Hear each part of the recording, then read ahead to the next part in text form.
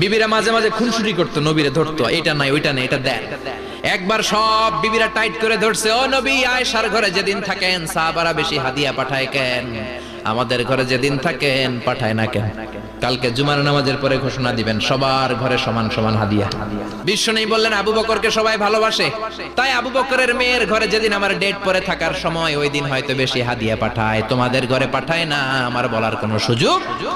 বিবিরা কয় না, আপনারে বলতেই হবে। নবী কয় আমি পারবো না, বিবিরা কয় পারবেন। ইন দ্য মিন টাইম দরজার পার থেকে কে যেন সালাম দিল, আসসালামু আলাইকুম ওয়া রাহমাতুল্লাহ। বিশ্বনবী বললেন ওয়া আলাইকুম আসসালাম। বিশ্বনবী বুঝতে পারলেন সালামটা আমার ওমরের সালাম। বিশ্বনবী সালামের উত্তর দিয়ে বিবিদের দিকে তাকায়, দেখে একটা বিবি ওর সামনে নাই, সব উদাও, ভ্যানিশ হয়ে গেছে। ওই যে ওমর, সুবহানাল্লাহ পড়বেন না?